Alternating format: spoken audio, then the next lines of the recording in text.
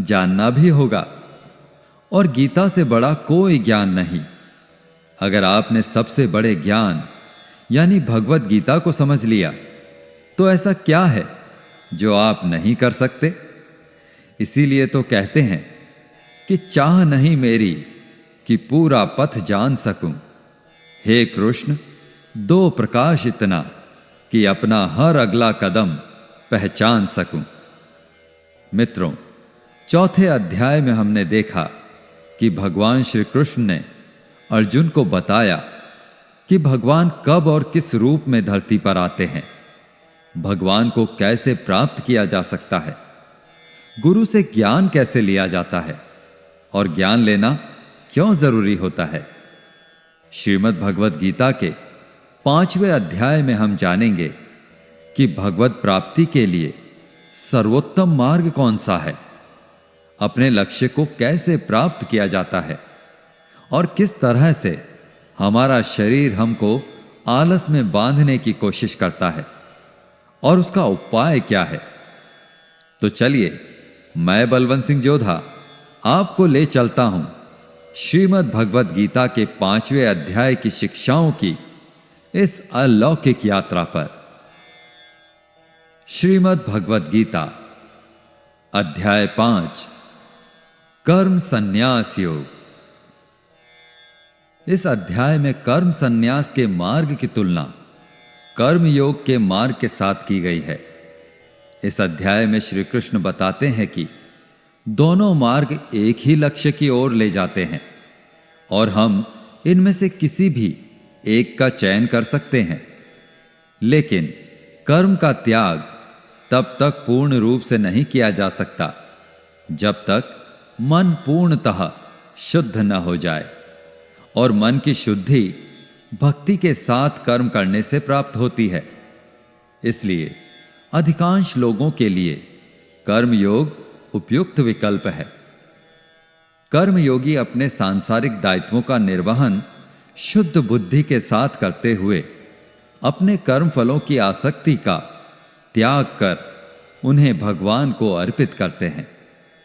इस प्रकार से वे पाप से उसी प्रकार से अप्रभावित रहते हैं जिस प्रकार से कमल के पुष्प का पत्ता जल में तैरता तो है किंतु जल उसे स्पर्श नहीं कर पाता। तीसरे अध्याय को अगर आपने ध्यान से सुना और समझा होगा तो उस अध्याय में अर्जुन ने एक प्रश्न किया था कि हे कृष्ण, अगर आपको ज्ञान योग सरल लग रहा है तो मुझे कर्म योग में क्यों फंसा रहे हो, मुझे भयंकर कर्मों की तरफ क्यों भेज रहे हैं। अर्जुन को ऐसा लगा कि ज्ञान योग बहुत अच्छा है, हारने पर स्वर्ग मिल रहा है और जीतने पर महामहिम की स्थिति मिल रही है, इससे बढ़िया क्या होगा भला। तो एक बार फिर से 5वें अध्याय की शुरुआत में ही धनुर्धर अर्जुन ने भगवान श्री कृष्ण से प्रश्न किया। अर्जुन बोले,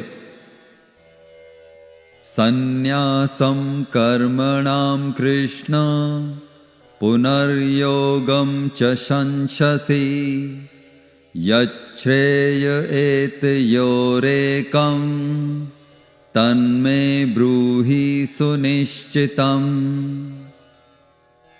अर्थात, हे कृष्ण, पहले आपने कर्म संन्यास की सराहना की और आपने मुझे भक्ति युक्त कर्म योग का पालन करने का उपदेश भी दिया। कृपया पूर्वक अब मुझे निश्चित रूप से अवगत कराएं कि इन दोनों में से कौन सा मार्ग अधिक लाभदायक है।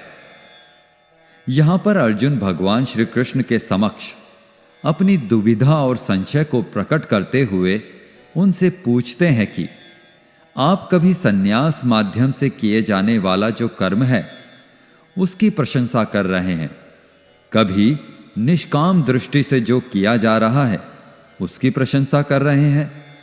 इन दोनों में से कोई एक जो कि आपका निश्चय किया हुआ हो और जो परम कल्याणकारी हो उसके बारे में बताइए। साथियों, जब आपके सामने दो रास्ते हों और आप वाकई में कहीं जाना चाहते हैं तो आप पता करने की कोशिश करेंगे कि कौन सा रास्ता सरल है या कौन सा रास्ता सही रहेगा। इसी प्रकार से अर्जुन जानने की कोशिश करते हुए पूछ रहे हैं, हे श्री कृष्ण, मैं अभी भी यह नहीं समझ पा रहा हूं कि मेरे लिए कर्म ज्यादा अच्छा है या कर्मों से संन्यास। तब भगवान श्री कृष्ण ने जवाब देते हुए कहा,